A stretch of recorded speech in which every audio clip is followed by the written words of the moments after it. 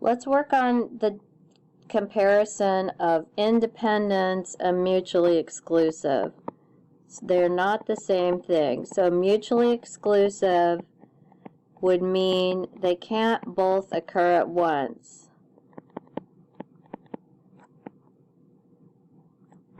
Another way of thinking about it is the probability of both of their events has to equal 0. So if this was A and this was B, they can't answer that they're both the same and worse off at the same time. So same and worse off are mutually exclusive. Using a Venn diagram, it would be here's events for A and here's B, and there's no overlap. Okay, that's mutually exclusive. Now let's think about what does it mean to be independent.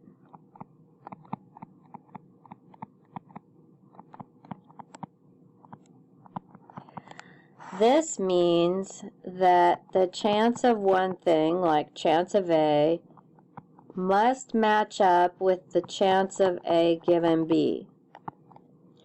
So, in other words, once I know B, it doesn't even change the chance of A.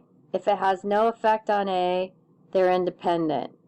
So, for example, in a different story, let's say this is the stock market rises. Say B is it rains in Tacoma. The chance the stock market rises is the same whether or not we already know it rains in Tacoma. So I would imagine or expect those two things to be what's called statistically independent.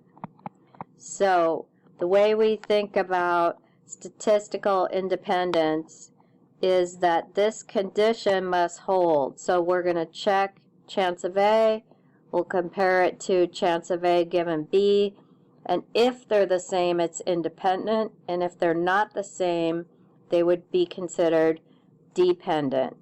So let's look at our events up above. So let's say A is same again, and for this this example, let's do a different B.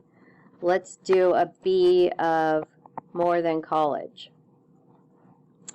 So let's find chance of A. Chance of A was the chance that they answered the same, and we already had that from before, which was 420 out of 2,000. Remember, when I'm pasting these on here, those are just the frequencies. It always has to be out of everybody before it becomes a probability. So the chance of A is 420 out of 2,000. Now, so we have this one. Now let's find the chance of A given B. So we have to remember where that we got that was you find the chance of A and B, and you had to divide by the chance of whatever was given. So A and B comes out of the table. A and B comes from the 110 out of the 2,000, and chance of B comes from the total for that event. So this total, which we can see is 600 out of 2,000. So 600 out of 2,000 is chance of B. So my final answer for the conditional probability is it's 110 out of 600. So let's compare. The 110 out of 600 is a 0.183, or an 18.3% chance that given that the person said more than college, the chance that they answered the same is 110 out of 600.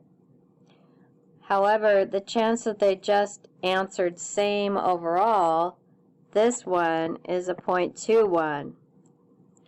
So following my rule, there's a 21% chance that they answered the same. In contrast, there's an 18.3% chance that given we already knew that they were in college, then, or had done more than college, then they answered the same. And we can see that these are not equal to each other. So that implies A and B are statistically dependent.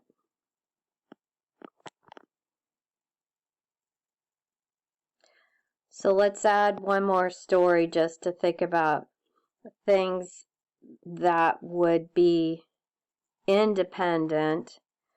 What will happen in my story is no matter which event I pick, high school, better off, college, same, all of these, if I did the calculations, they are going to have statistical dependence on each other, but they won't necessarily be mutually exclusive.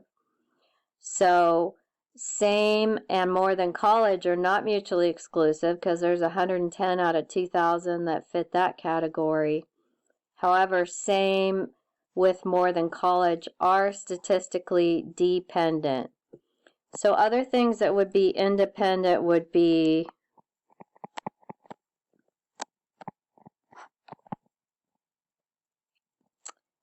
things like heads or tails with a coin. Every time I toss it, it doesn't depend on what happened previously. But in some real data, another thing that tends to be mostly independent is when we have a very, very large sample, such as all the households in the United States. If I wanted to pick out of all the households in the United States and find the probability that that household has 2 people with jobs, then if I pick out one house of Joe from Montana, the next time I go to pick out only one house, given that I already picked Joe from Montana, is not really going to have any measurable impact on whether the next house has 2 workers, because it's such a large sample that I'm drawing from that picking Joe first didn't have an impact. So those are 2 different types of statistical independence.